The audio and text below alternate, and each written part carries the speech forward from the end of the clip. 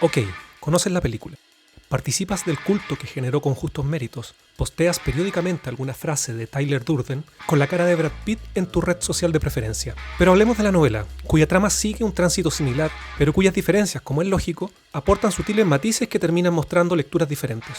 Lo primero es señalar la forma en que está narrada, una constante corriente de conciencia, con rimas semánticas que marcan un ritmo que incluso permanece en la traducción al castellano, y que genera que una lectura compleja se pueda llevar de manera casi vertiginosa.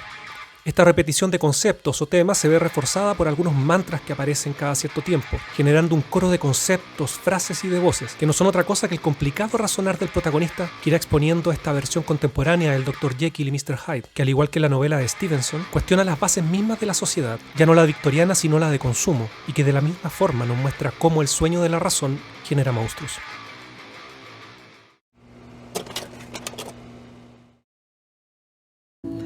Hoy voy a hablar sobre el aspecto del Padre que lo descubrimos desde el momento que Dios le designa al hombre desde la creación el rol de proveedor. El Club de la Pelea es una novela sobre un cierto tipo de masculinidad en crisis.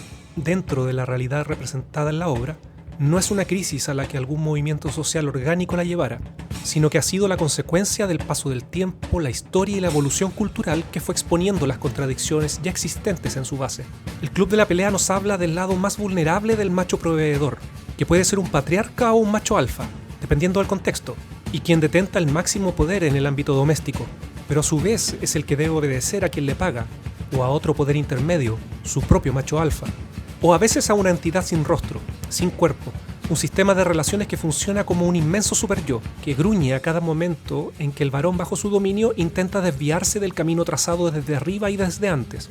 Ahora bien, cuando la novela expone una masculinidad en crisis se refiere a la forma en que la virilidad se ha encauzado dentro de la sociedad de consumo. Por tanto, sería ridículo pedirle a los personajes un despertar y menos un regreso a concepciones de la masculinidad más estoica.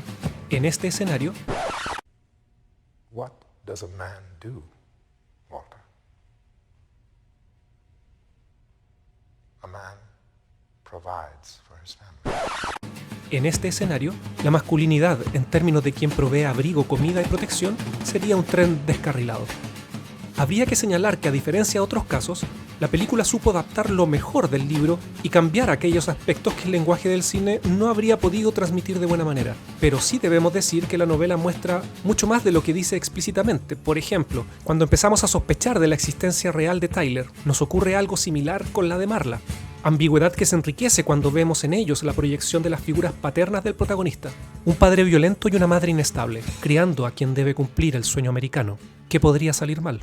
Antes de que aparezca Tyler, los grupos de tipos golpeándose, el protofascismo y el proyecto Estragos, estaban los grupos de ayuda. Es decir, la novela plantea el recorrido del protagonista desde la desesperación hacia el regreso a una ilusoria autosuficiencia, desde la derrota de la voluntad hasta, bueno, ya saben.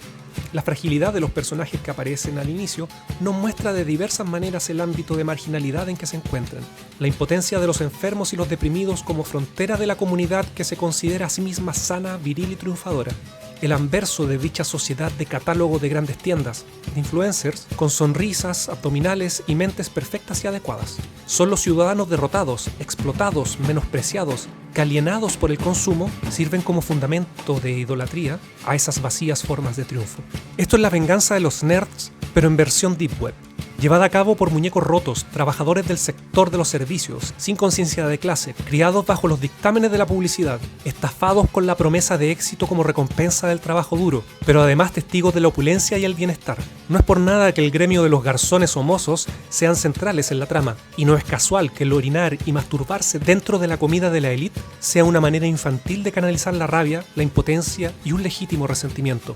El sinsentido de la existencia de los personajes se debe a múltiples factores, pero en el libro el protagonista, tanto en su voz como en la de Tyler, nos señalan que se debe al apego, el apego a las cosas, inculcado por la sociedad de consumo, y el apego a cierta parte del discurso patriarcal que los personajes no pueden cumplir.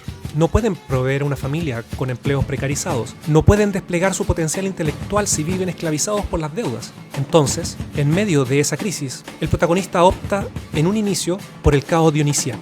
Nace así el Club de la Pelea, una instancia con reglas propias, oculta del mundo, de las presiones diarias, donde no importa el salario ni los apellidos, donde el ruido de la civilización se apaga con el primer puñetazo que das o que recibes.